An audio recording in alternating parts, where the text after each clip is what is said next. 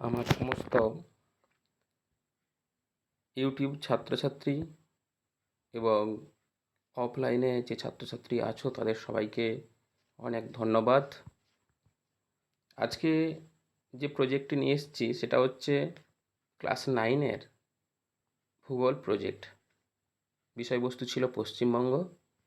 আজকে ভিডিওটা একটু বড় হবে কারণ পশ্চিমবঙ্গ সম্পর্কে লিখতে বলেছে, তাই অনেক কিছু পয়েন্টস লেখা হয়েছে। তোমরা ভিডিওটা শেষ পর্যন্ত দেখবে যদি প্রজেক্টটি লিখতে চাও। দেখো, পশ্চিমবঙ্গের বিষয়বস্তু 1, তারপরে আছে পশ্চিমবঙ্গের সাধারণ পরিচয়। পশ্চিমবঙ্গের সাধারণ পরিচয় কিন্তু যেটা লিখেছি অনেকটা বড় হয়েছে, তোমরা চাইলে ছোট করে লিখতে পারো বা পুরোটা লিখতে পারো। যেহেতু প্রজেক্ট ক্লাস 9-এর প্রজেক্ট, মিনিমাম 7-8 পেজটা লিখতে হবে, তাই একটু বড় করে লেখা আছে। এটা তোমরা স্টপ করে করে লিখতে থাকবে। এখানে দেখো লিখেছি 1947 সালে যখন ভারতের স্বাধীনতা লাভ করে তখন ব্রিটিশ ভারতের বাংলা প্রদেশ বিভাজনের পরিকল্পনা অনুযায়ী উক্ত প্রদেশের 14টি জেলা নিয়ে পশ্চিমবঙ্গ রাজ্য গঠিত হয়। এইভাবে কিন্তু তোমাদেরকে কিছু কিছু উল্লেখযোগ্য পয়েন্টসগুলো যদি পারো ছোট করতে, তাহলে এখান থেকে ছোট করে লিখতে পারো, না হয় পুরোটা স্টপ করে লিখবে। এরপর দেখো বিস্তার আছে। পশ্চিমবঙ্গের বিস্তার সম্পর্কে লিখেছি পশ্চিমবঙ্গের পূর্ব ভারতের একটি রাজ্য পশ্চিমবঙ্গ।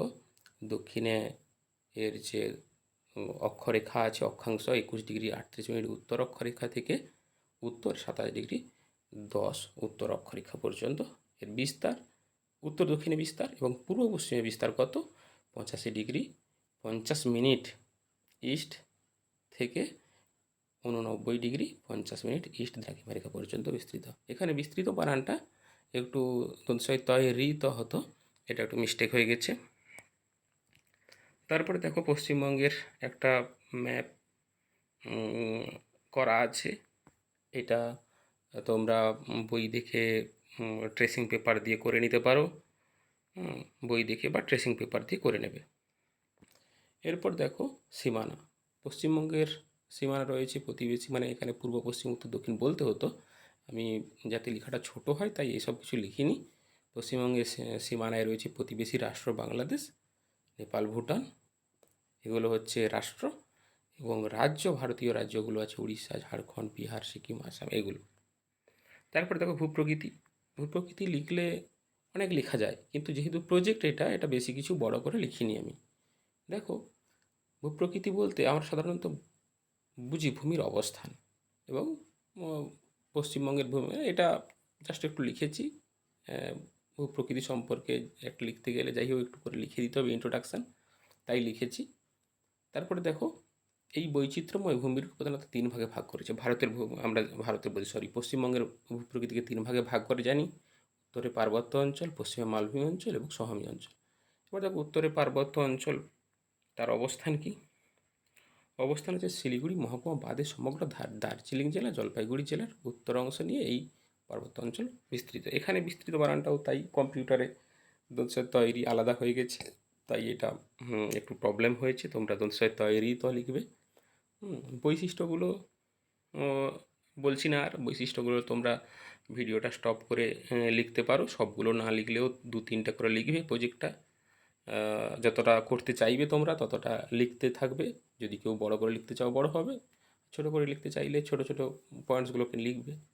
তারপরে দেখো শ্রেণীবিভাগ কী না। উত্তরে পার্বত্য অঞ্চল শ্রেণীবিভাগ আমরা জানি তিস্তা নদীর উপর ভিত্তি করে হয়েছে। তিস্তার নদীর পশ্চিমের অংশ, তিস্তা নদীর পূর্বের অংশ, এটা সম্পর্কে আর বেশি কিছু লিখিনি, শুধুমাত্র শ্রেণীবিভাগটা লিখে দিয়েছি। এরপর পশ্চিমে মালভূমি অঞ্চলের অবস্থান।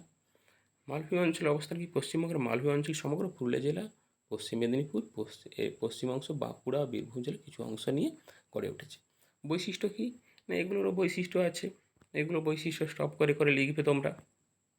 বড় করতে চাইলে বেশি করে লিখবে, আর না হয় ছোটো করতে চাইলে 3টে করে লিখে নেবে, স্টপ করে লিখে নেবে। তারপরে দেখো সমভূমি অঞ্চল আছে। ভারতবর্ষ বলছি, পশ্চিমবঙ্গের যে ভূপ্রকৃতির মধ্যে আরেকটা ভাগ, মানে উত্তরে পার্বত্য অঞ্চল, পশ্চিমে মালভূমি অঞ্চল, আর একটা সমভূমি অঞ্চল মধ্যভাগের। অবস্থান কি না, পশ্চিমবঙ্গের পার্বত্য অঞ্চল ও মালভূমি অঞ্চল বাদে সমগ্র অঞ্চলটা সমভূমি অঞ্চলের অন্তর্গত। বৈশিষ্ট্য কী না, এখানে এই অঞ্চলে সমুদ্রতল থেকে সামান্য উঁচুতে অবস্থিত। এখানে 3টে বৈশিষ্ট্য আছে, দেখে দেখে তোমরা লিখে নেবে। শ্রেণীবিভাগ কী না, এই সমভূমি অঞ্চলের আবার বিভিন্ন শ্রেণীবিভাগ আছে। সমগ্র পশ্চিমবঙ্গের বিভিন্ন অবস্থান, ভূমির অবস্থান অনুযায়ী কিন্তু একে অনেকগুলো ভাগে ভাগ করা হয়। যেমন তরাই ডুয়ার্স, উত্তরবঙ্গ সমভূমি অঞ্চল, পশ্চিমের রাঢ় সমভূমি অঞ্চল, উপকূলের সমভূমি অঞ্চল, গাঙ্গেয় বদ্বীপ সমভূমি অঞ্চল, সুন্দরবন অঞ্চল, এগুলো হচ্ছে সমভূমি অঞ্চলের অন্তর্গত। তারপরে দেখো নদ নদী।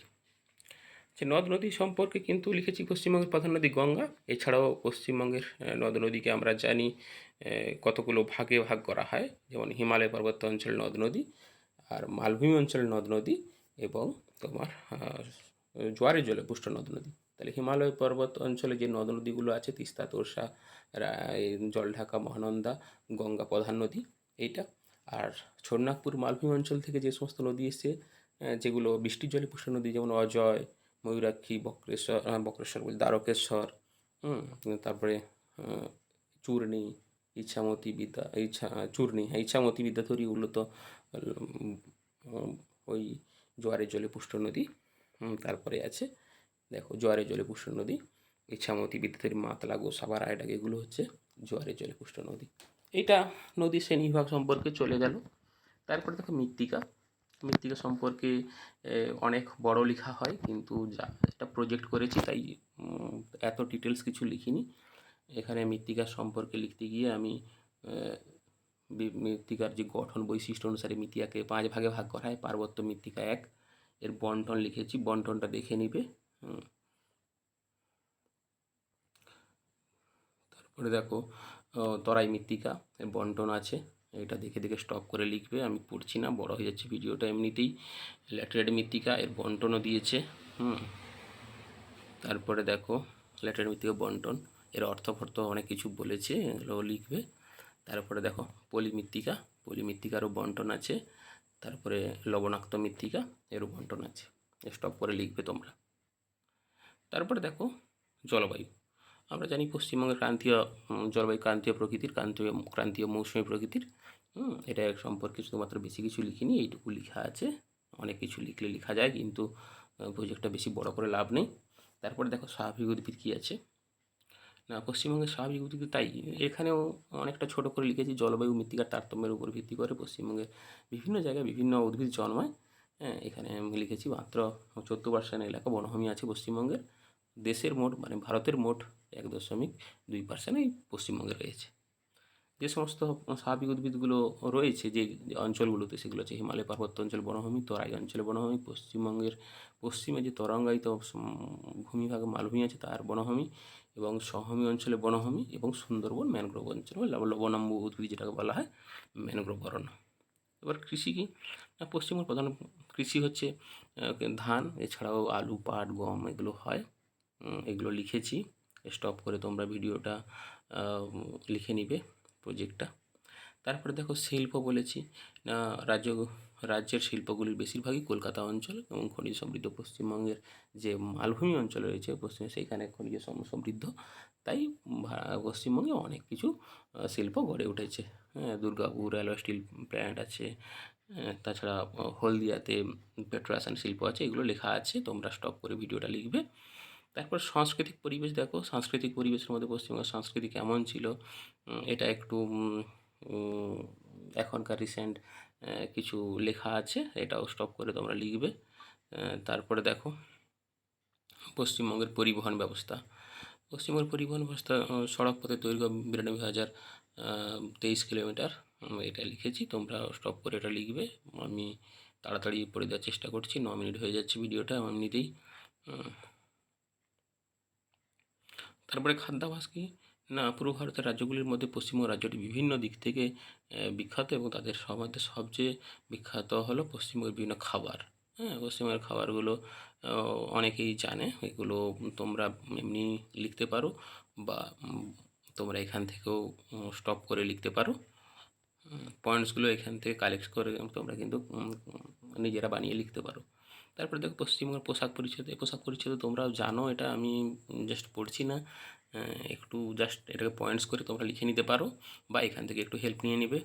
তারপরে দেখো পশ্চিমবঙ্গের রাজনৈতিক পরিস্থিতি, বর্তমানে যে রাজনৈতিক পরিস্থিতি সেইটা সম্পর্কে একটু লিখতে গিয়ে এটা লিখেছি। পশ্চিমবঙ্গের রাজনীতিতে নিম্নলিখিত প্রধান রাজনৈতিক দলগুলো আধিপত্য রয়েছে, কী কী দলগুলো রয়েছে সেটা লিখেছি। তারপরে কীভাবে তার অতীত কীভাবে রাজনীতি ছিল, বর্তমানে কেমন, সেটা সম্পর্কে একটু লেখা আছে। তারপর সমালোচনা। দেখো, সমস্ত রকম পরিস্থিতি পর্যালোচনা করলে বুঝতে পারি আমাদের রাজ্য পশ্চিমবঙ্গ ভারতের অন্যান্য রাজ্যগুলোর তুলনায় শিক্ষা ও সংস্কৃতিতে অনেক এগিয়ে আছে। তাই সমস্ত ছাত্রছাত্রী বন্ধুদের কথা মাথায় রাখতে হবে যাতে আমাদের রাজ্য দেশের অন্যতম প্রধান রাজ্যে পরিণত হয়, এবং নিজের দক্ষতা মেধাকে কাজে লাগাতে হবে রাজ্যের জন্য ও দেশের জন্য। এটা একটু লিখেছি, সমালোচনাতে তোমরাও লিখে নিতে পারো যা হোক করে।